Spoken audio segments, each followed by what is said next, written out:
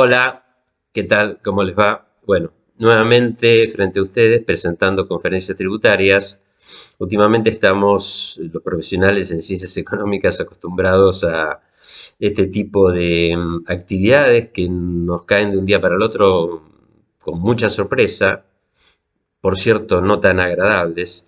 Y esta vez nos vamos a referir a la resolución 5008 de la AFIP, que reglamenta, en cierto sentido, la ley 27.617, referida a las deducciones especiales que se conceden a determinados trabajadores en relación de dependencia. Bueno, los autónomos, chao, olvidémoslo.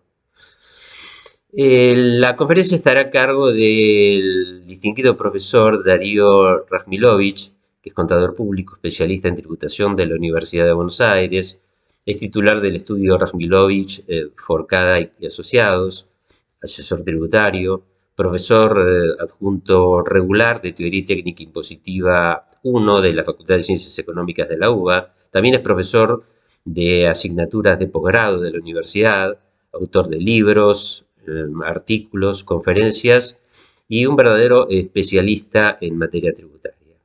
Ahora bien, observamos últimamente que en nuestro país reina la improvisación, especialmente en materia tributaria. En su oportunidad hemos dicho que los impuestos deberían verse como sistema, no aisladamente, sino con visión de futuro, buscando soluciones coordinadas, equitativas, estables y eficientes. ¿Qué es lo que pasó hasta ahora? Nada. Sí vemos una gran unilateralidad en las decisiones del gobierno. Recuerdo que hace unos cuantos años atrás se hablaba de que sería necesario establecer en la Argentina un pacto similar al pacto de la Moncloa que rigió en España, donde tanto el oficialismo como la oposición se pusieron de acuerdo sobre factores claves y entre ellos estaba el sistema tributario. Lamentablemente eso no ocurrió. Este nuevo gobierno llamó a un consenso a través del Consejo Económico y Social, que lamentablemente no incluyó a todos los referentes de la oposición y del oficialismo, tampoco citó a entidades que forman parte de la actividad económica y social del país. Cuando vi todas las medidas que estaban dispuestos a estudiar, observé, y eso también lo observó también el Consejo Profesional, de que se había hecho caso omiso del sistema tributario. El sistema tributario es fundamental, sobre todo para poder financiar parte del gasto público. Se hizo una solicitud en tal sentido que no fue respondida, en el sentido de que se incluyera en la agenda de este Consejo Económico y Social el tema tributario. Por el momento no tenemos ningún tipo de contestación. Ahora bien, hablando de la unilateralidad, como les dije antes, observamos dos casos que quiero comentarles muy rápidamente. Uno es el del monotributo y otro es el de la resolución que vamos a comentar hoy. La ley de monotributo, que fue modificada hace 2 meses, demostró tener un tremendo error en cuanto a la razonabilidad, en cuanto a la ubicación en el tiempo, y producto de ello, me estoy refiriendo a la ley 27.618, producto de ello se elevó ahora al Congreso un nuevo proyecto de ley que modifica completamente o en gran medida la ley anterior, y donde a simple vista uno observa que en vez de ser un régimen simplificado es muy complejo, una de las leyes más complejas que hemos tenido en la República Argentina, cuando se podría haber trabajado de una forma mucho más coherente y simplificada. Recuerdo que el Consejo Profesional de Ciencias Económicas, en junio del año pasado, del año 2020, ofreció sus servicios a los efectos de que se simplificara el monotributo y se creara un régimen puente. Ojalá nos hubieran llamado para colaborar y no se hubieran hecho estos simplemente desastres que ocurrieron y que ahora esperamos que el Congreso los pueda enmendar. Por supuesto que vamos a tener más conferencias sobre este tema. Ahora bien, con relación a la ley 27617 que comentamos anteriormente sobre el impuesto a las ganancias y las deducciones de personas humanas, ¿qué es lo que vemos? Que hay una demora excesiva. No puede ser que hace 2 meses casi se sancionó la ley y hace un par de días tenemos la reglamentación de esta resolución 5008 que establece una serie de requisitos tan complejos y que no les da prácticamente tiempo a nadie para poder liquidar en tiempo y forma los sueldos y aguinaldos. Esto, la verdad, demuestra una improvisación que causa desconfianza, falta de certeza, falta de seguridad jurídica, y lo que necesita el país en estos momentos es un consenso generalizado entre todas las fuerzas políticas, entre todos los actores del país, de modo tal de que podamos tener una visión de futuro con continuidad. Para eso es necesario tener un sistema tributario progresivo y lamentablemente la situación actual dista mucho de esta situación.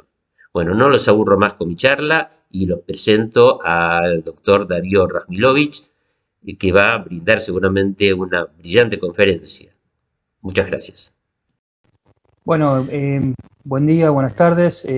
La charla de hoy está destinada a comentar la modificación, las modificaciones que introduce la ley 27617, su decreto reglamentario y la resolución general de la FIP recientemente publicada 5008 del 2021, que termina por reglamentar esta ley que fue publicada ya hace 2 meses y reglamentada por el decreto 335 hace un mes aproximadamente, y que ahora ya tenemos la norma de aplicación que va a ser objeto de comentario. Voy a compartir pantalla con la presentación.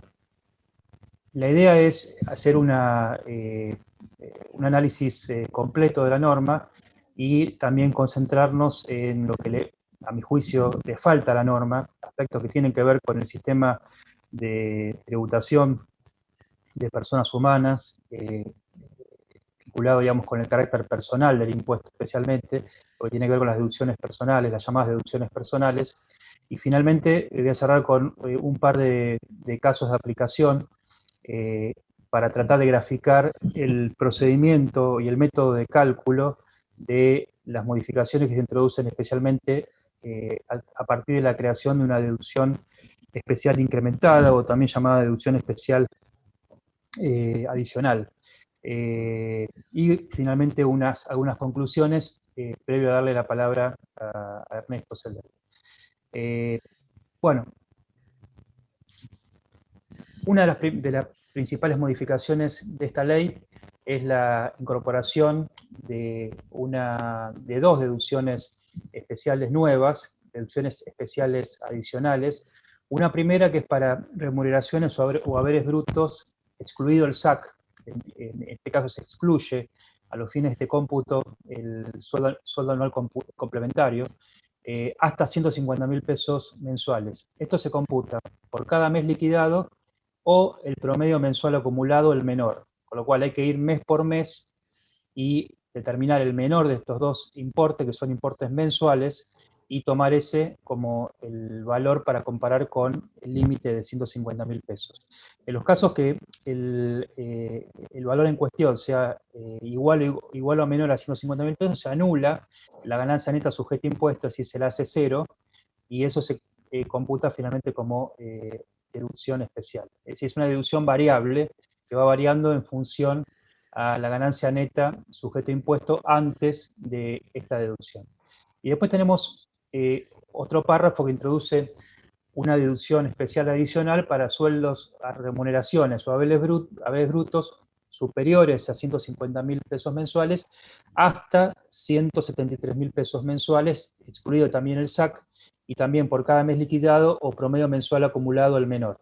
En estos casos el monto surge de un anexo, anexo 4 de la resolución 5008, es decir, este anexo 4 se vuelca en la resolución 4003, que establece montos mensuales, ¿no? De acuerdo a cuál es el valor de la remuneración bruta o el haber bruto, uno tiene que identificar cuál es, digamos, la deducción aplicable, que establece un sistema descendiente, es decir, o ascendente, depende de cómo lo miremos, cuanto menor es el sueldo, mayor es la deducción, ¿no? Con un criterio, como dice la ley, de progresividad.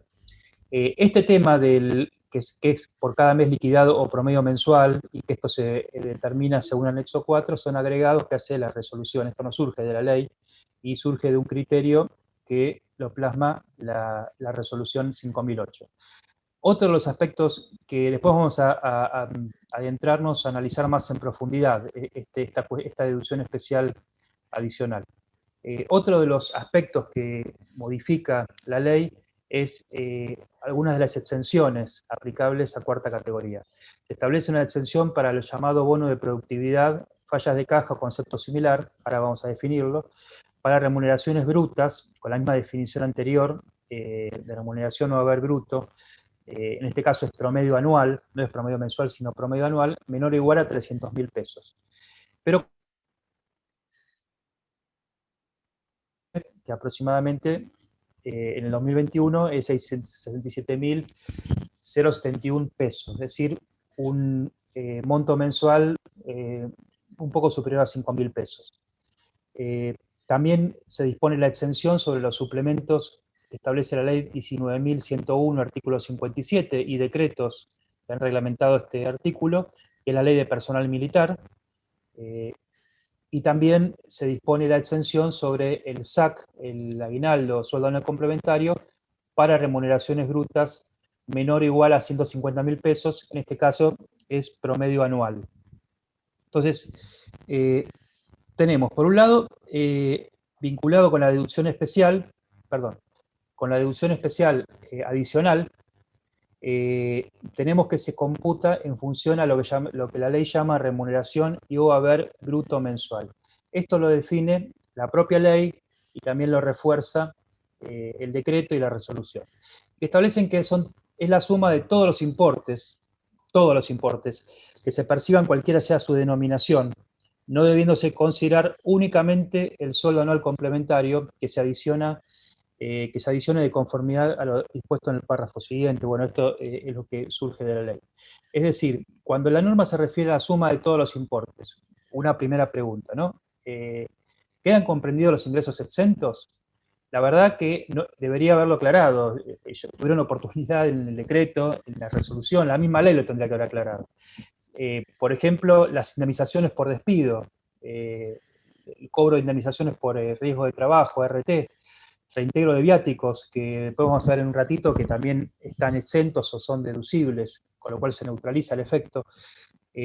A mi modo de ver, digamos, por la expresión de que es toda suma percibida, incluye los ingresos exentos también, pero es y es muy injusto, ustedes fíjense el caso de un despido, de un trabajador que percibe 150.000 pesos y percibe una indemnización exenta por despido, y a partir de esa indemnización va a tener una situación de para ese mes por lo menos, de un ingreso mayor, entonces va a quedar afuera de por lo menos la categoría de la deducción especial adicional más importante, más alta, que anula la renta, la ganancia neta sujeta a impuestos.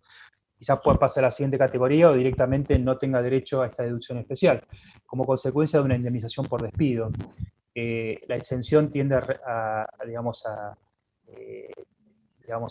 resarcir integralmente al beneficiario, al trabajador despedido, ¿no? Pero frente a estos efectos podría tener, digamos, un resultado contraproducente. ¿Qué significa que perciban? Otra duda, ¿no? ¿Es el percibido del artículo 24, inciso B, octavo párrafo de la ley? ¿Es el concepto de impuesto a las ganancias de percibido, o es un concepto coloquial de cobrar en efectivo? El concepto laboral, si se quiere, el concepto que surge de la ley de contrato de trabajo.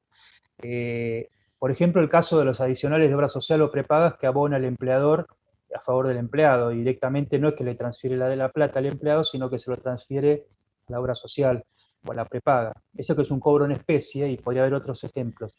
¿Es un concepto de percibir o no? A mi modo de ver, dada la latitud, la amplitud de la denominación, incluye cualquier tipo de percepción, en efectivo o en especie. No obstante, que me parece que tendrían que haber aclarado si realmente se aplica el artículo 24, inciso octavo párrafo, a los fines de considerar un ingreso percibido.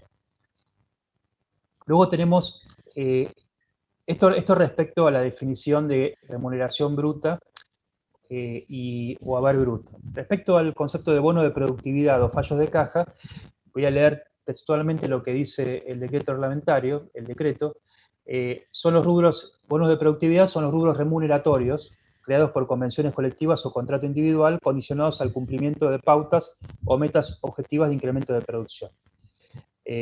Luego establece una serie de condiciones y digamos, en cuanto a que tiene que estar detallado cuáles son las metas, los criterios de comparación, es decir, para evitar que uno, denominando bono de productividad a un concepto que responde a otra causa, como podría ser, por ejemplo, la vinculada con el destajo, la cantidad de horas terminadas, viajes realizados o kilómetros recorridos, que estos son conceptos que no califican como bono de productividad, con lo cual no están exentos, sino que están grabados.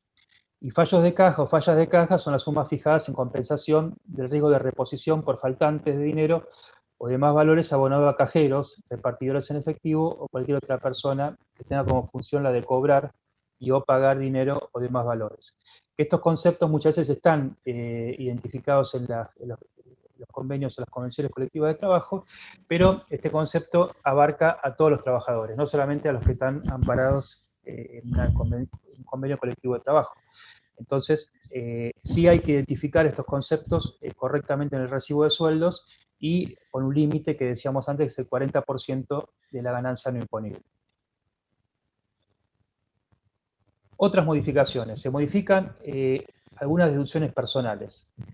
Son modificaciones algunas sustantivas y otras son más aclaratorias que sustantivas, pero digamos que se modifica el texto de la ley.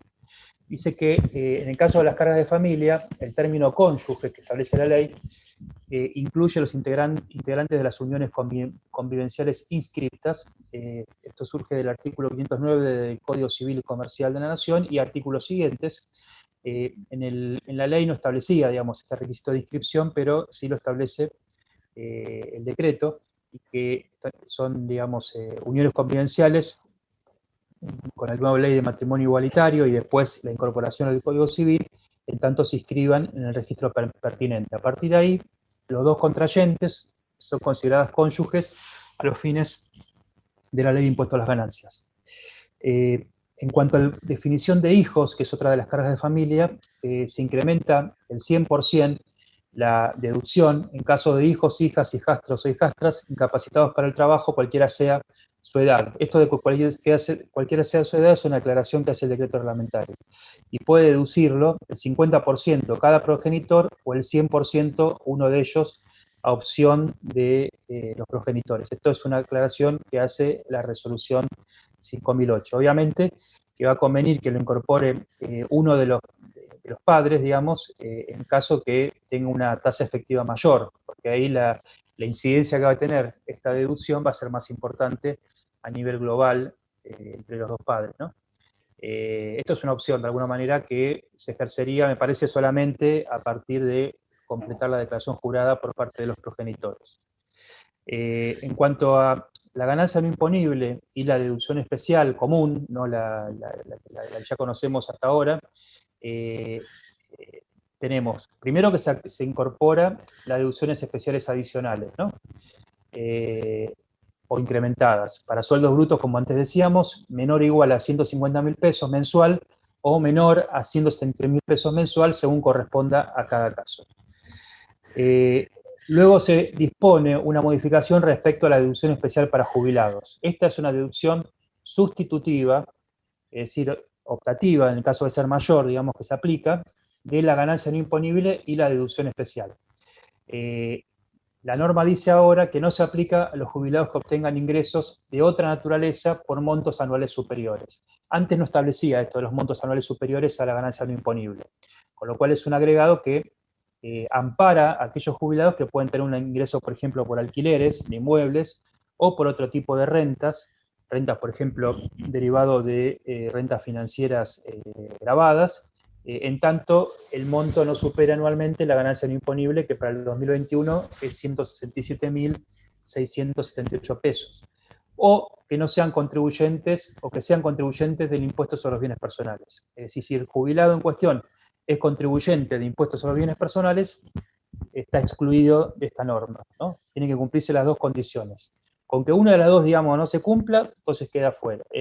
Con que una de las dos se cumpla, queda fuera. En tanto que concurrentemente no tenga otros ingresos por monto mayor a la ganancia no imponible y que sea contribuyente de bienes personales, entonces tiene derecho a aplicar esta deducción especial. El monto se determina en 8 veces la suma del haber mínimo garantizado. Anteriormente este monto estaba en 6 veces, con lo cual se sube de 6 a 8.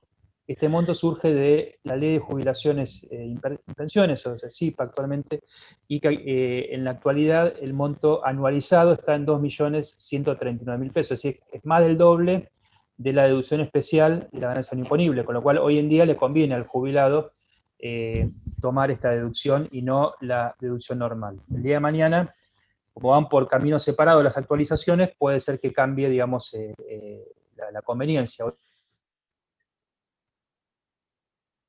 En realidad no es que la aplica el jubilado, la aplica la ANSES, ¿no? O la caja de jubilación correspondiente. Bueno, vamos a lo que sería la vedette de la ley 27617, la novedad mayor, y que es la creación de la deducción especial adicional, TEA, sin indicar nada indirectamente con digamos, la abreviatura, ¿no? Esto está desglosado en 2 ítems. Tenemos por un lado, y perdonen la reiteración, pero vamos a mencionarlo varias veces para que quede claro el concepto, la remuneración o el haber bruto mensual menor o igual a 150.000 pesos. En estos casos se anula la ganancia neta sujeta a impuesto.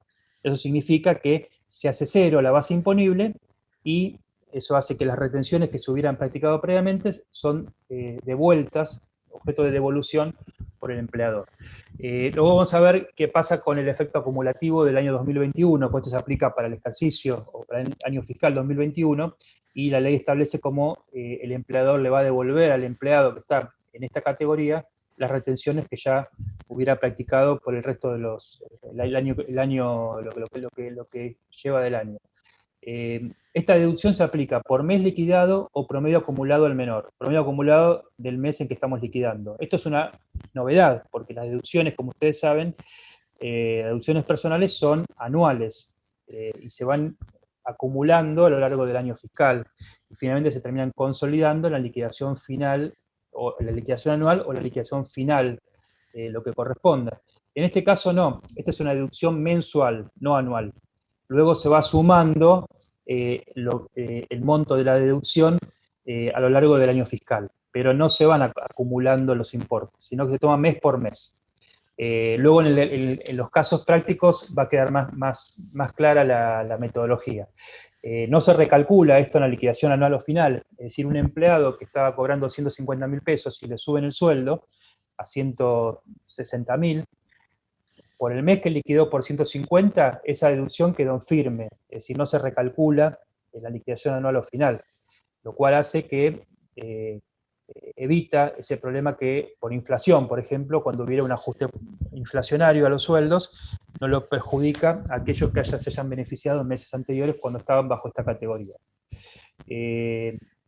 Luego tenemos que la remuneración entre 150.001 pesos o mayor a 150.000 y menor a 173.000, acá se aplican los valores mensuales del anexo 4.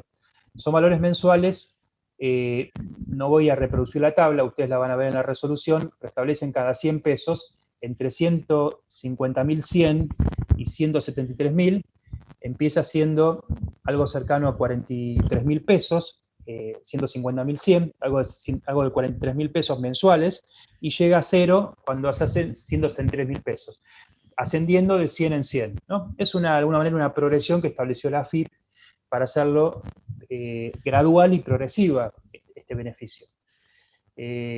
Bueno, decíamos antes que la DEA anula la base imponible y el impuesto hasta 150.000 y tiene una curva decreciente entre 150 y 173.000 pesos, en que se hace cero, o sea, cuando el sueldo bruto mensual es 173.000 pesos, se hace cero la deducción especial adicional. No obstante, esta es una crítica, una primera crítica que voy a hacer, el sistema tiene un rasgo discreto, es decir, tiene un salto repentino, que tiene que ver con el carácter exento del SAC, porque el SAC está exento hasta 150.000 pesos de promedio anual, ¿no? Y está grabado por encima de este monto. Es decir, cuando un trabajador en el acumulado anual, ya no mensual, sino anual, supera los 150.000 pesos, ya no tiene más derecho a la exención sobre el SAC. Ni siquiera que hubiera cobrado el SAC en el primer SAC cuando estaba exento, cuando tenía un sueldo menor a 150.000. Eso hace que produce un salto, que después vamos a ver la incidencia, que puede hacer muy gravoso para aquellos que están cerca de este límite, es decir, aquellos que cobran 152.000 pesos, por ejemplo, y ya no tienen derecho a la exención sobre el SAC. A diferencia de la deducción especial adicional, en donde tenemos un sistema gradual y descendiente de aplicación del beneficio, no implementaron lamentablemente esta medida para el SAC, en que para mí tendrían que haber utilizado el mismo sistema, y aquellos que tienen sueldos, por ejemplo, si usamos la misma vara entre 150.000 y 173.000, tendrían que haber tenido un criterio de exención parcial, quizás, y haber eximido un porcentaje del SAC hasta que se hace esa exención, se hace cero, ¿no? Pero no fue ese el sistema, es un sistema discreto al estilo tablita machinea. Bueno, para hacer un resumen de la deducción especial adicional, es mensual a diferencia de las otras deducciones personales que son anuales, se traslada a los meses siguientes hasta la liquidación anual o final, aun cuando en estos se superen los montos de remuneración límite de la DEA. Es decir, yo en el mes de junio cobro 150.000 pesos, tengo derecho a la deducción especial adicional. Si en septiembre, más adelante, ya estoy cobrando 180.000 pesos, inclusive por encima de la segunda categoría, todo lo que gané en el junio, julio y agosto queda firme, no se recalcula, ¿no? Es decir, va a ser una deducción especial que se va a sumar mes a mes, sin recalcularlo con efecto retroactivo. El cálculo, vamos a ver en un rato, es excesivamente complejo, y la complejidad, a mi modo de ver, no logra una mayor justicia, por lo menos para sueldos entre 150.000 y 188.500, porque en estos casos se produce una distorsión producto de la incorporación del SAC, que deja de estar exento y pasa a estar grabado por el promedio anual. Con lo cual, en algunos casos, en los que está más cerca de 150.000, vamos a ver que la tasa efectiva del incremento del impuesto, incluso hasta en algunos casos, supera el 100% respecto a la situación de los que cobran 150.000 pesos, lo cual es absolutamente injusto, absolutamente inequitativo. Una frase que uno puede utilizar para esta primer parte de la presentación, la complejidad sin propósito, y acá el propósito tendría que guiar una reforma en el impuesto a la renta de personas humanas, sería la equidad, termina siendo jactancia solamente, complejidad por la complejidad misma, lo cual trae injusticia al sistema tributario y no justicia. Fíjense, acá está, en este cuadro, ustedes pueden ver que tenemos entre 100, abajo de todo está 150.000 pesos, perdón, 150.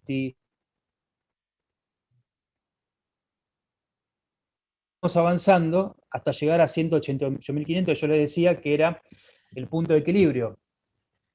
Como ustedes ven, en los sueldos más cercanos a 150.000, que lo superan en promedio levemente, tenemos que el incremento del impuesto, producto de no computar el SAC como exento, comparado con un sueldo de 150.000 pesos, a mí me da una tasa efectiva del 125%.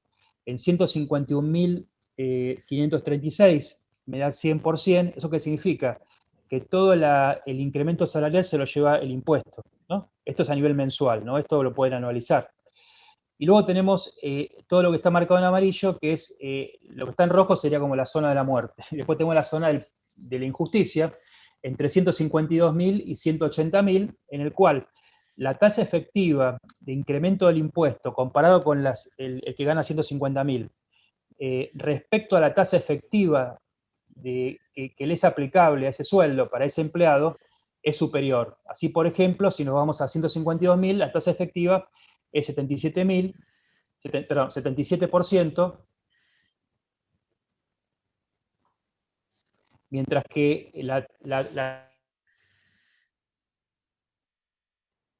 más adelante, por ejemplo, habrá un sueldo de 162.000, el incremento de impuestos producto de incorporar el SAC comparado con un sueldo de 150.000 pesos, el incremento es de un 37% de más impuesto a nivel anual, a nivel mensual y a nivel anual también, mientras que su tasa marginal es un 15%. Ustedes ven que la última columna es la distorsión, el porcentaje de distorsión es un porcentaje de 22% de distorsión.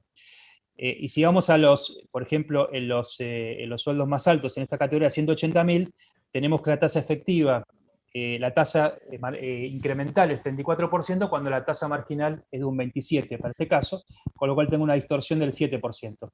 Recién se obtiene el verde, es decir, el punto de equilibrio.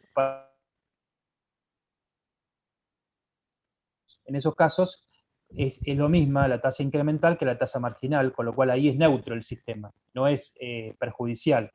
Pero entre 151.001 y 188.500, digamos que esos trabajadores van a tener el incremento salarial va a ser en muchos casos absolutamente, digamos, neutralizado por el incremento de impuestos a las ganancias. Con lo cual esto digamos, habla claramente que no es un sistema justo en todos los casos, ¿no? Cuando uno se para dentro del universo de contribuyentes que están beneficiados, es decir, aquellos que cobran, por ejemplo, hasta 150.000 pesos, la norma parece justa porque hay una reducción importante en la carga tributaria para esos trabajadores. Pero cuando uno se aleja digamos, de ese segmento y uno se pone un poco alrededor del segmento, uno se da cuenta que cuando se compara un trabajador que gana un poquito más, 155.000, 5.000 pesos más por mes, o sea, tiene la misma capacidad contributiva, no tiene una distinta capacidad contributiva, sin embargo, tiene que pagar mucho más impuestos a las ganancias en comparación con el primero, ¿no? Para 155.000, por ejemplo, va a pagar un 46% por el incremento, sobre el incremento salarial. Estos 5.000 pesos mensuales, el 46% van a ir a parar al fisco y solamente el 54% van a ir a parar su bolsillo, ¿no? Lo cual es muy injusto a nivel digamos, interhumano, ¿no? Si uno compara como un sistema de equidad horizontal. Vamos a volver sobre esto cuando veamos los ejemplos, y ahí también se va a ver claramente cuál es el perjuicio que sufren los trabajadores que cobran más de 150.000 pesos, aún estando bajo una categoría amparada, es decir, con menor de 170.000 pesos de sueldo promedio mensual o sueldo mensual. Otra de las modificaciones tiene que ver con la definición de rentas de cuarta categoría, y específicamente con los gastos. Como ustedes saben, la ley establece, en el último párrafo, que todos los reintegros de gastos son ganancias de cuarta, ¿no? En tanto sean gastos de movilidad, de viáticos y otras compensaciones análogas abonadas o reembolsadas.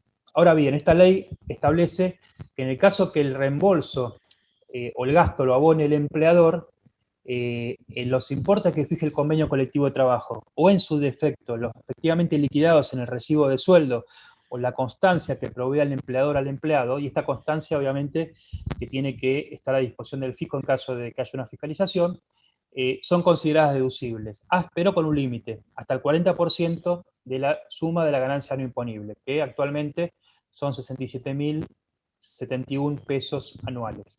Es decir, que esto estamos hablando de una deducción sin comprobantes, ¿no? Después podría haber alguna suerte de deducción porque sea un gasto necesario, pero las deducciones sin comprobantes se admite que cualquier reembolso que el empleador, en tanto lo reconozca en el recibo de sueldo, le hace a los empleados, hasta esta suma anual es deducible, con lo cual es grabado y deducible, termina siendo neutro, parecido a lo que sería una exención. Luego tenemos algunas rentas no alcanzadas nuevas, ¿no? Se agregan a las que ya existían los siguientes casos: reintegro documentado de gastos de guardería y jardín materno-infantil del hijo del trabajador o la trabajadora que tengan hasta 3 años de edad cuando la empresa no cuente con tales instalaciones. Esto surge de la ley 27.617. Reintegro documentado de la provisión de herramientas educativas para los hijos del trabajador o la trabajadora, por ejemplo, útiles escolares, guardapolvos, otorgados al inicio del periodo escolar, porque el decreto establece una referencia, un reenvío al artículo 103 bis de inciso G de la Ley de Contrato de Trabajo, que establece que nos estamos refiriendo a los útiles escolares y a los guardapolvos, siempre y cuando sean provistos por el empleador. Acá estamos hablando que el empleador adquiere estos elementos y se lo da al trabajador, y no es renta gravada para el trabajador. Y asimismo también se agrega el otorgamiento o el pago debidamente documentado de cursos o seminarios de capacitación o especialización sobre materias incluidas en los planes de enseñanza oficial, referidos a todos los niveles, hasta el secundario. El desarrollo responde a tales planes. Esta limitación no surge de la ley, sino que surge del decreto, en el cual establece que tienen que ser estos cursos o seminarios incluidos en materias que estén bajo planes de enseñanza oficial. Y en este caso, hasta el 40% también del monto de la ganancia no imponible, es decir, 67.000 pesos anuales aproximadamente. Lo que llama la atención es que no se incluye los gastos vinculados con la propia educación, ¿no? Con el plan de estudios, con la carrera en sí, o con digamos, por ejemplo, la compra de libros. La compra de libros está en útiles escolares, pero otro tipo de costos que, digamos, que no sean cursos o seminarios, ¿no? Sino que sea la propia cursada si fuera, por ejemplo, una escuela privada. Yo creo que por una cuestión de consistencia debería incluir no solamente los cursos o los seminarios, sino también la propia cursada, por ejemplo, de cursos primarios o secundarios, la matrícula, como se llama. La resolución establece, esta es una norma de la resolución, que las declaraciones juradas informativas, como ustedes saben, establece la resolución 4003, sobre el detalle de los bienes del 31 de diciembre de cada año y el detalle de los ingresos, gastos, deducciones y retenciones sufridas, para aquellos que no presenten declaración jurada, porque hay muchos trabajadores que presentan declaración jurada, pero aquellos que no presentan, el monto se actualiza, llevándolo de 1,5 millones anual, se lo lleva a 2,5 millones de ingresos brutos totales anuales. En esos casos queda obligado el empleado a presentar una declaración jurada informativa.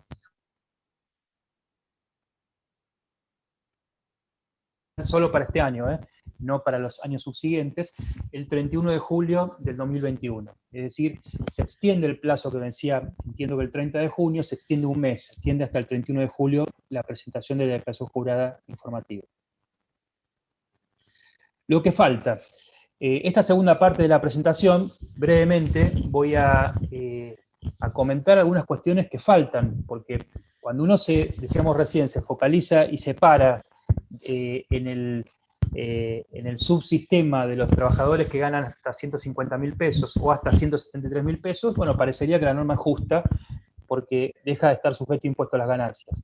Cuando uno se aleja un poco de ese segmento, del segmento beneficiario, ya empezamos a notar algunas inequidades, como decíamos antes, que era el incremento de la tasa efectiva, producto, digamos, de no aplicar, por ejemplo, la exención sobre el SAC.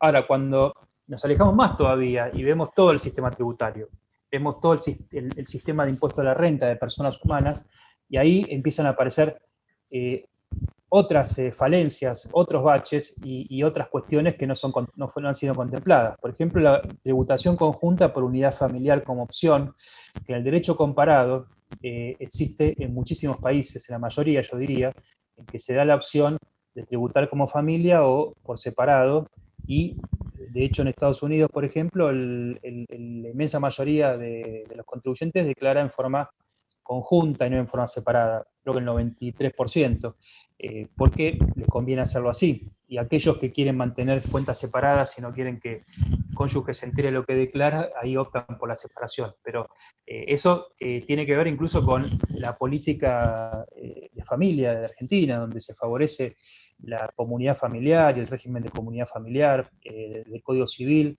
y en donde debería prevalecer, me parece, esta opción, por lo menos, de la tributación comunidad familiar. En cuanto a las alícuotas, estas no se modificaron, hace mucho no se modifican las alícuotas. Se actualizan, es cierto, pero cuando se empezaron a actualizar, ya estaban muy desfasadas a nivel numérico, con lo cual se actualiza cuando uno actualiza un número bajo, por más que el índice sea representativo, el resultante no es representativo. Si miramos, digamos, la última tabla vigente en el sistema del 1 a 1, ¿no? En 1998, en la ley 25063, en donde se aplicaba también un escalón del 35%. Este escalón, para recordar, comenzaba con 200.000 pesos, ¿no? En la reforma de la 25063. Representaban $200.000 de ese momento, 1 a 1, ¿no? La tabla aplicable actualmente, eso no significa que tenga que ser este el valor, ¿no? Porque, pero bueno, para que vean, para graficar en números cuál es el verdadero desfasaje, ¿no? De la tabla actual. En la tabla actual, aplicada al 2021, la última de las escalones de rentas marginales, que es el 35%, comienza con 1.000.000 de pesos, 1.032.522, lo cual representa algo de $10.000. Es decir, estamos $10.000 contra $200.000. Si bien, digamos, si nosotros comparamos la inflación de ese momento para acá con el movimiento del dólar, no sufrió un desfasaje tan importante. Se ha venido más o menos en línea uno y el otro. Sin embargo, la tabla, digamos que se desvalorizó 20 veces. ¿Vale? Hoy es 20 veces menos, digamos, menos progresiva que antes, nuestra escala, ¿no? Esto es un tema, me parece grave, porque nuestro impuesto es casi un flat tax, ¿no? Al estilo Margaret Thatcher, ¿no? En donde muchos pagan 35% sin tener verdaderamente una alta capacidad contributiva. Luego, lo que nunca tuvo nuestro sistema y que tienen otros países, yo diría la mayoría, en el derecho comparado, son escalas distintas para casados o convivientes que tributan en forma separada, los que tributan en forma conjunta y los solteros, viudos o divorciados. Evidentemente, nuestro sistema conspira, digamos, en contra de los solteros, viudos o divorciados, porque aplican la misma escala cuando no tienen el beneficio que tienen los casados de la economía de gastos, de compartir gastos, ¿no? Cuando la capacidad contributiva puede ser la misma, pero el soltero necesita ganar más para poder mantener a su hogar que una pareja, en términos siempre individuales, ¿no? Esa es otra situación que, digamos, requiere por lo menos algún análisis, el Consejo Profesional ha hecho, por lo menos 2 libros, yo recuerdo, el libro azul y después hubo otra edición en la cual se les entregó, digamos, o se puso a disposición de la comunidad y de los políticos una serie de, digamos, y algunas de las cuales tienen que ver con la tributación de impuesto a la renta de personas humanas. Luego también otra situación que yo creo que requiere una especiales o personales, sino que es un sistema de créditos de impuestos. ¿Por qué? Porque el crédito de impuesto incrementa la progresividad a todo el conjunto de contribuyentes, no solamente a los que se benefician con la deducción. ¿Por qué? Porque el crédito incide más en aquellos que tienen una renta menor, y esa incidencia se va reduciendo proporcionalmente a medida que sube la renta, y afecta a todos los componentes de la renta, no solamente a la renta bruta, sino incluso a rentas de otras categorías. Termina siendo un sistema verdaderamente progresivo cuando uno aplica un sistema de crédito de impuestos. Además, también incrementa la progresividad de las escalas de alícuotas, y además puede ser funcional a la renta neta. En algunos países a raíz de la pandemia, digamos que los subsidios se otorgaban a partir de las declaraciones impositivas, de la presentación digamos, de la declaración jurada anual, y aquellos que tenían menor renta neta, a través del sistema de créditos de impuestos, les generaba un saldo a favor que el Estado le mandaba un cheque o le mandaba una transferencia. Eso es mucho más justo que hacerlo en forma discrecional o de acuerdo a indicadores que no tienen que ver con la capacidad contributiva, y aquellos que tienen poca capacidad contributiva tienen poca renta neta, puede ser incluso cero la renta neta, y en esos casos poder ser objeto de, digamos, de una política de subsidios sociales más efectiva. Los criterios de diferenciación de las deducciones personales. Hoy tenemos montos fijos que se actualizan por inflación, es cierto, pero se basan en montos históricos que no tienen ninguna comparación con la realidad, o por lo menos ningún estudio que los vincule a determinados indicadores de la realidad. ¿Cuál podría ser alguna idea? Asociar la ganancia no imponible con indicadores de línea de pobreza según la encuesta permanente de hogares. Diferenciar los beneficiarios del artículo 82, inciso A, B y C, en base a un estudio de incidencia de la carga tributaria laboral. Y esto nos afecta a los profesionales autónomos, porque ustedes saben que la deducción especial sigue estando anclada, digamos, y sigue muy, muy lejos de la deducción especial para los empleados, por ejemplo, profesionales empleados, basado en una situación que ya tiene 25 años desde que se estableció. Eso de 3.8 surgió hace el año 1996, hace 25 años, donde la realidad ha cambiado fuertemente.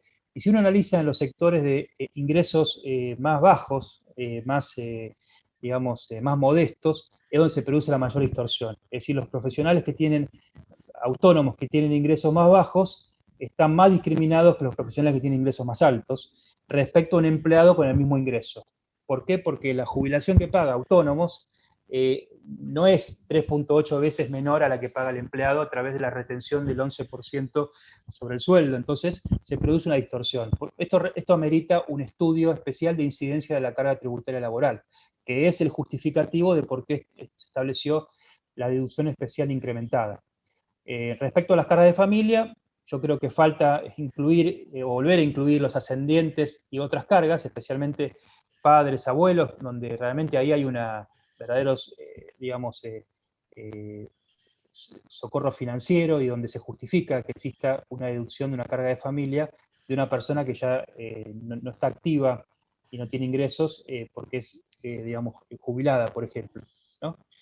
O porque no tiene ingresos. Quizás es una persona que no tiene ingresos y entonces es una carga de familia que debería, a mi juicio, ser deducible.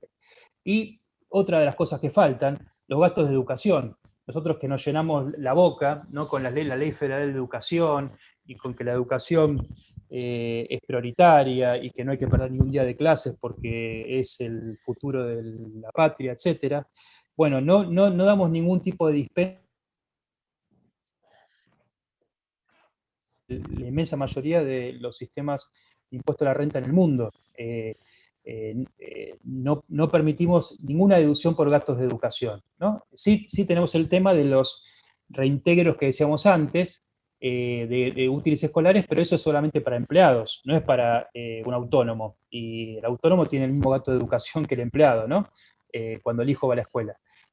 Tampoco tenemos ninguna dispensa para compra de medicamentos, solamente gastos médicos que no incluyen la compra de medicamentos. Por ejemplo, en el caso de los jubilados, los cuales eso discrimina fuertemente en contra de las personas más vulnerables de la sociedad, que son las personas más grandes, tercera edad, y tampoco gastos de salud no cubiertos por el sistema de obra social o prepaga, y tampoco los gastos de transporte amparan, ¿no?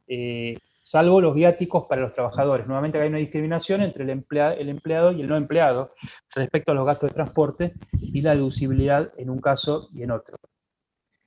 Y bueno, ahora en los últimos 10 minutitos, creo que tenemos tiempo. Sí, Ernesto, vos tenías una... Adelante. No, sí, la aclaración igualmente le iba a hacer al final, ¿no? Estoy pensando que eh, ha habido acá una gran improvisación, decir así gratamente aquellos que ganan menos de 150.000 aproximadamente, o en algunos casos un poco más, no tributan el impuesto a las ganancias, cuando no se ha revisado completamente todo el régimen de retención del impuesto. Era muy fácil decir eh, a los cuatro vientos, la gente va a pagar menos impuestos a las ganancias aquellos que cobren menos importes, pero no se analizó en forma eh, íntegra el régimen de retención del impuesto a las ganancias. Bien vos decías que había unos casos donde las indemnizaciones se consideraban grabadas a los efectos del cálculo de si se superaba o no monto de 150.000 pesos. El agente de retención en estos casos no le cabe otra alternativa que retener, aun cuando parezca injusta la situación. ¿Cuál es la solución? Retengo, porque si no me actúan a mí como agente de retención porque no retuve el impuesto. Pero por lo que vos estás manifestando acá se observan una serie de inequidades y una medida facilista de decir, bueno, de ahora en más no se paga más el impuesto a la ganancia quienes ganen menos de 150.000 pesos, y después dejar de lado todos estos aspectos negativos que vos estás planteando. Y además, lo más grave es que la gente no tiene tiempo para hacer la liquidación de impuestos. ¿Cómo van a hacer los contribuyentes para en menos de 15 días liquidar el impuesto y el aguinaldo, cuando tuvieron un mes y medio de tiempo Vamos como a para ver, haber hecho una resolución correcta, ¿no? así es. Vamos a ver ahora, hay dos casos en los cuales van a ver incluso con colores. El color rojo, estamos en la zona de exclusión, para decirlo en términos así gráficos, en donde no se aplica el beneficio de esta deducción especial adicional. El amarillo es donde se aplica la menor de las dos, es decir, que es entre 150.000 y 173.000, y verde, donde se aplica la más alta, la adicional más alta, que anula, como decíamos antes, la ganancia neta sujeto a impuesto. En este cuadro, por ejemplo, podemos ver un caso en el cual tenemos mes por mes, va a haber que analizar mes por mes todos los empleados, ¿no? Todos los que están en la zona donde pueden estar beneficiados por la deducción especial, digamos, adicional. Retribuciones. Por ejemplo, yo puse variables. Esto podrían ser horas extras, ¿no? Horas extras no exentas, ¿no? Porque no son de fin de semana, es decir, las que están grabadas, ¿no? Y tenemos el aporte del 17%, para dar un ejemplo, ¿no? Jubilación, obra social. Con lo cual acá tenemos, perdón, tenemos el neto antes de impuesto a las ganancias. Luego acá yo calculé el promedio. Este promedio está calculado, digamos, como un promedio mensual. En enero tengo solo enero, por eso es 180.000, que es 150, como ustedes ven acá arriba, sueldo bruto, y variable 30. Acá el promedio y el mensual va a ser igual. Ya el segundo mes no es igual, porque yo promedio enero y febrero, ya promedio dos meses y tengo el mensual. Acá tengo un mensual de 160.000, 150 más 10, y tengo un promedio de 155. De los dos tomo el menor, con lo cual el computable es 155. Y así voy viendo mes a mes. Tomo el del mes o el promedio, el menor. Entonces tengo meses en que tengo 150.000, son los meses en verde, perdón, son 2 meses en verde, mes de junio y mes de junio sin computar el aguinaldo, ¿no? Y el mes de marzo, que son 150.000 justo, podrían ser menos de eso también, pero bueno, justo yo elegí este ejemplo. Luego tenemos los meses en amarillo, que es entre 150.000 y 173.000, que es el mes de febrero, el mes de abril, el mes de mayo, y el rojo, que es el primer mes de enero, que es 180.000, ¿no? Entonces veamos, vamos mes por mes. En el mes de enero yo tengo, para este ejemplo, tengo la ganancia no imponible de enero, tengo la cara de familia, yo tomé cónyuge más 2 hijos, hay que tomar la aplicable a cada caso, y la deducción especial de un empleado, la común, ¿no? La que veníamos aplicando. Entonces ahí tenemos una ganancia antes de la deducción especial adicional de 47.000, con lo cual, como yo no tengo derecho, como tengo un sueldo que se escapa de la categoría, entonces voy a tener directamente una deducción especial finalmente de cero, ¿no? Deducción especial según, acá tengo dos líneas, según tabla y según tabla o el neto el menor, porque yo no puedo generar un saldo a favor, ¿no? Siempre puedo anular la ganancia neta, pero no puedo hacerla negativa, ¿no? Por eso tengo que compararla siempre con la ganancia neta. Lo mismo va en febrero mi computable es 155, calculo, digamos, para febrero nuevamente las ganancias netas, esto es un cálculo que tengo que hacer mensualmente, llego a la ganancia neto antes de la deducción especial adicional de 25.000 y según tabla me da 31.000. Yo entre 31 y 25 tomo 25 y acá lo haría cero, ¿no? Porque justo según la tabla me supera inclusive la ganancia neta sujeta a impuesto. ¿Esto por qué es así? Porque yo tengo cargas de familia. Yo tuviera ninguna carga de familia, no me superaría y tendría un importe a ingresar, un importe a retener. Lo mismo hago, por ejemplo, en el mes de marzo, como acá mi computable es 150.000, que está en la primera categoría, en la más alta, que anula a cero la ganancia sujeta a impuesto, acá llegamos que en la línea de ganancia neta sujeta a impuestos antes de la deducción especial, 17.289, y entonces lo que tengo que hacer es tomar la deducción según tabla, es la que anula esa ganancia neta sujeta a impuestos, que sea el mismo importe, y que es finalmente la que computo para hacer cero, que es la línea final, la ganancia neta sujeta a impuestos. Ustedes fíjense que en el mes de mayo, por ejemplo, en donde yo tengo una situación amarilla, ahí yo tengo que, según la tabla, la deducción especial es 36.339, mientras que la ganancia neta sujeta a impuestos era un poco mayor, era 37.289, con lo cual ahí sí tengo un monto a ingresar de 950. Luego lo que hay que hacer es sumar, es decir, si estamos liquidando junio, yo tengo que sumar las deducciones especiales de enero, febrero, marzo, abril, mayo y junio. En enero tuve 0, en febrero tuve 25.589, en marzo 17.000, así con todos los meses iba a tener un acumulado de 195.137. Si vamos al cálculo del impuesto, tenemos el sueldo neto 886.640, que es el sueldo neto acumulado, porque el sistema de cálculo es acumulativo, no es mensual, con lo cual tengo que tomar el sistema acumulativo. Ese es el sueldo neto acumulado hasta junio, que es el mes que estoy pagando, por ejemplo, el aguinaldo. Tengo el monto a junio de la ganancia no imponible, 83.839, los montos de carga de familia aplicables, la deducción especial, digamos, de cuarta categoría para empleados, 402.428, y tengo la deducción especial adicional, que es 195.137, que, perdón, voy para atrás, es la sumatoria que me surgía de aplicar la tabla o el monto neto al menor hasta el mes de junio, ¿no? Entonces, esta es la deducción especial adicional que tomo para esta liquidación, 195.137. Sobre eso me va a dar un neto, una base imponible de 48.243, y eso resulta en un impuesto a junio de 3.051 pesos. Si ustedes hacen el cálculo de cuánto le retuvo este empleador a este empleado, a mí me da que le había retenido hasta mayo 22.436, con lo cual le queda un monto a devolver de 19.385. La resolución general establece que la devolución se hace en 5 cuotas. Es decir, a partir del mes de julio, agosto, septiembre, octubre y noviembre. Cuotas iguales, el empleador le va a devolver este exceso de retención, se lo va a acreditar, digamos, en el recibo de sueldo y se lo va a computar el empleador a cuenta de otras retenciones del impuesto a las ganancias.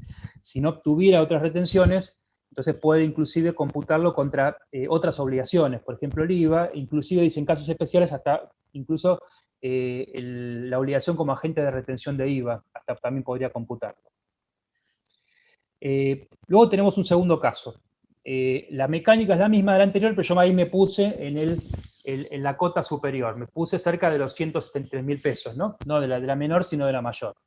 Y acá tenemos algunos casos, tenemos 3 meses que me da rojo, es decir, que estoy por encima, sea el promedio mensual o sea el sueldo bruto del mes, por encima de 173.000 pesos, y después tenemos 3 casos en que da amarillo, es decir, que yo tengo una situación donde tengo derecho a tomar la deducción especial adicional.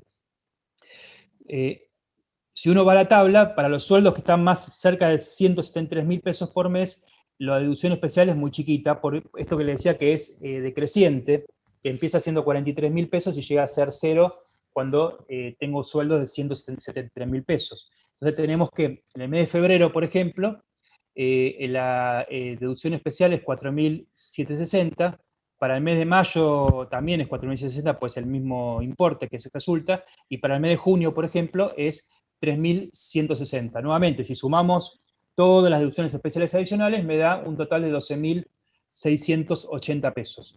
Cuando vamos a calcular la retención y el impuesto, yo acá tengo un sueldo neto acumulado de 998.000 pesos hasta junio, para este nivel de sueldos, ¿no? Para el ejemplo. La ganancia no imponible, las cargas de familia y la deducción especial son iguales, obviamente, para que el ejemplo anterior, pero acá tengo una deducción especial adicional solo de 12.000 pesos, 12.680 pesos, con lo cual me da una ganancia neta sujeta a impuesto de 583.041, un impuesto de 138.000 pesos y le resto la retención anterior, hasta el mes de mayo había sido 60.000 pesos, con lo cual me queda un importe a retener de 78.000 pesos.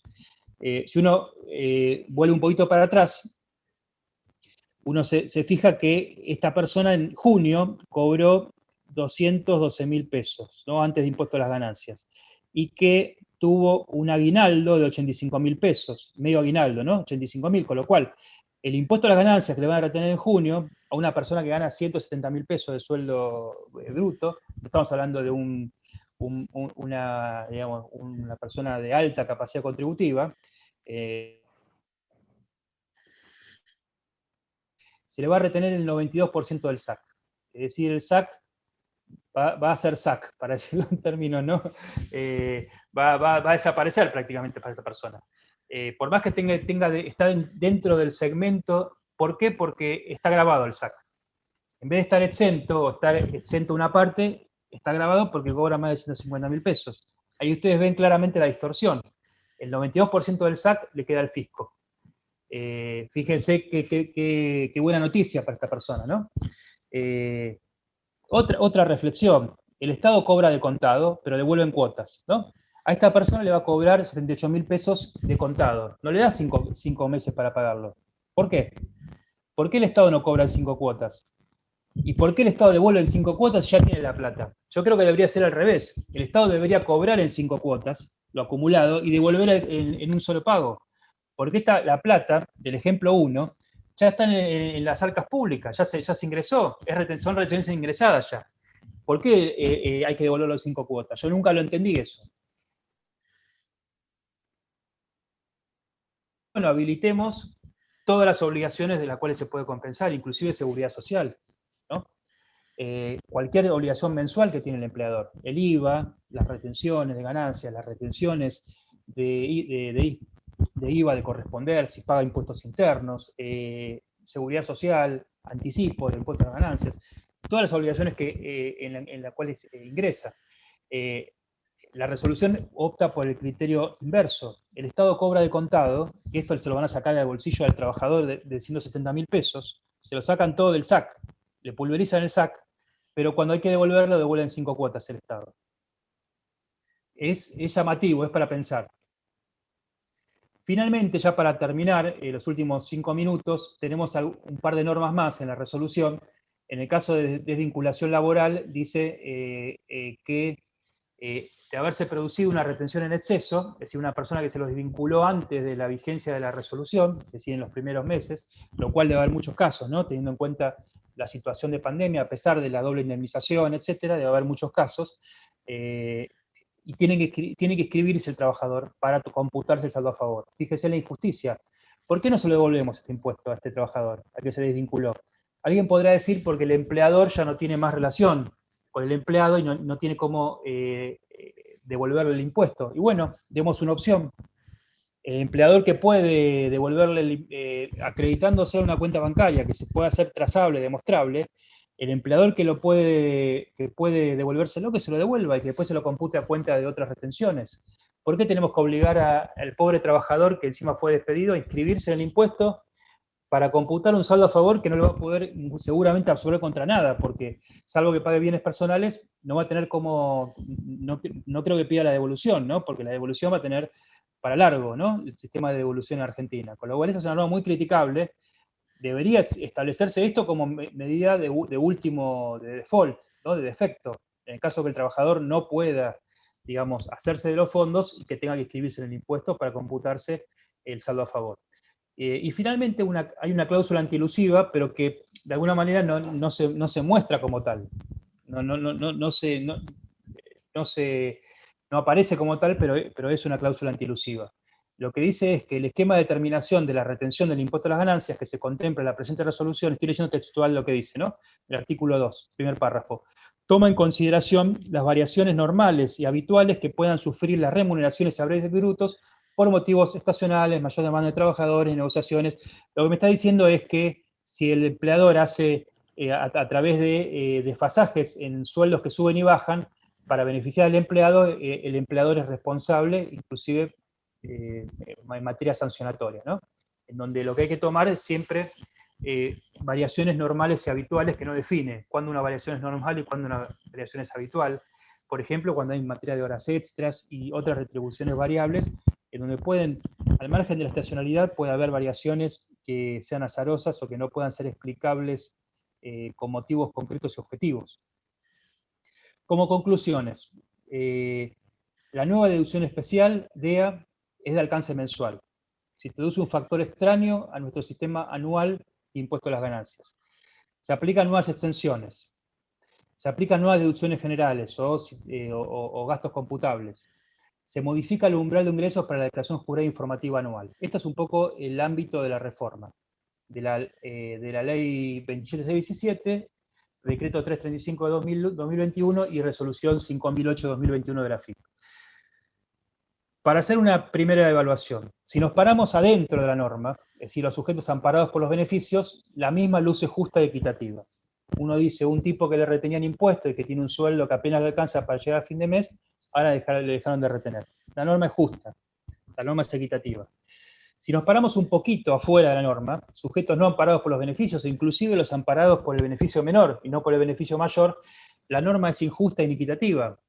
El ejemplo que yo le daba del caso 2, que le voy a retener el 92% del SAC a un empleado por el hecho de que no está exento del SAC, ¿no? A diferencia de uno que gana 150.000, que gana un poquito menos, no gana mucho menos. Están en el mismo sector social, en la misma decil en cuanto al, digamos, a la disposición de rentas.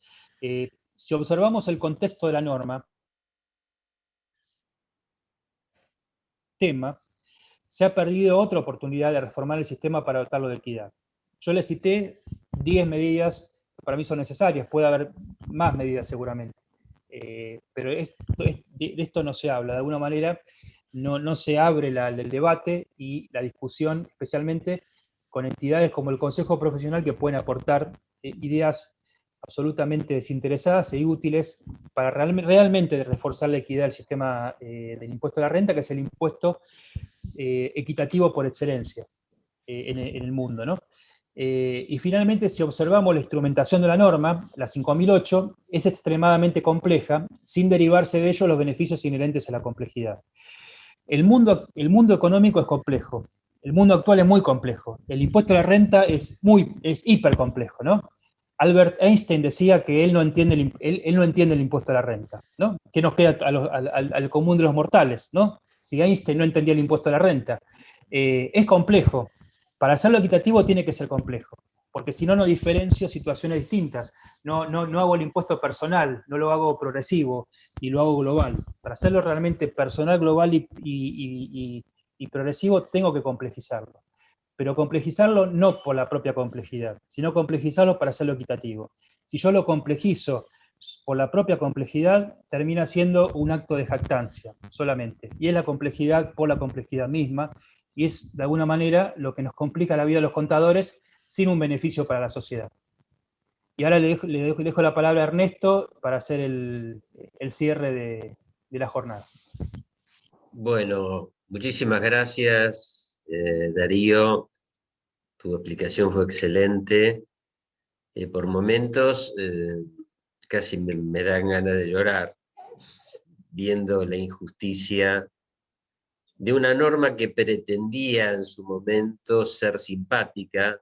Todo el mundo que gane menos de 150.000 pesos o 173.000 pesos no va a pagar. Resulta a través de la complejidad de esta norma y no haber adecuado todas las disposiciones relativas a las deducciones del impuesto a las ganancias, han hecho que este sistema, en vez de ser simple, se ha vuelto complejo e inequitativo. Eh, el Consejo Profesional continuamente ofrece sus servicios para que el sistema tributario sea progresivo, inclusivo, que permita el desarrollo, que evite injusticias, que tenga continuidad, que tenga seguridad jurídica. Continuamente el Consejo Profesional se pone a disposición del gobierno. Muchas veces aparecemos en fotos, pero después todas nuestras propuestas caen ¿cómo se podría decir? En un bolso vacío, digamos, y no se toman en cuenta. Espero que eh, toda la gente que está involucrada en la liquidación de este impuesto pueda llegar a fin de mes y poder liquidar el impuesto a las ganancias de cada una de estas personas, porque pareciera ser que tiene que agarrar caso por caso y van a tener que desarrollarse sistemas informáticos especiales. O sea que además de no tener certeza, también tenemos una falta de simplicidad. O sea que lo que parecía iniciarse como una iniciativa buena, termina haciendo complejo completamente el sistema tributario. Por eso esperemos que se tomen en cuenta todas estas observaciones que ha hecho Darío y que se harán en próximas conferencias, y se escuchen todas estas quejas a los efectos de que antes de sacar una norma sea consensuada por expertos y no por gente que está sentada en los escritorios y parece que nunca hubiese estado en la calle liquidando impuestos. Eso es lo que yo pienso personalmente, porque eh, si uno observa el resultado de la aplicación de la resolución 5008, encontramos muchas injusticias y una dificultad de aplicación que, en vez de simplificar, eh, hacen tremendamente complejo el sistema tributario. Le vuelvo a agradecer a Darío, también a toda la gente de audio, a las autoridades del Consejo que nos dan la posibilidad de expresar nuestras opiniones, que son opiniones nuestras, no son opiniones del Consejo. Nos hacemos cargo de lo que decimos, pero hablamos de corazón y decimos lo que sentimos, porque es la realidad. Nosotros necesitamos un sistema tributario que sea consensuado. Y una de las formas de consensuarla es hablando con los consejos profesionales. Todos los consejos del país, la federación, nuestro consejo profesional, se ofrecen siempre a colaborar, pero lamentablemente en el momento de tomar las decisiones no nos toman en cuenta. Y ahí nacen los problemas como los que Darío ha reflejado en esta conferencia. Bueno, no me queda más por qué decir, seguramente en otras conferencias vamos a seguir avanzando con estos temas, analizando los temas conflictivos, y esperemos que el Estado tome conciencia de que antes de anunciar una medida tan simpática, evalúa las consecuencias una vez que la implementa. Muchísimas gracias y los esperamos para una próxima reunión.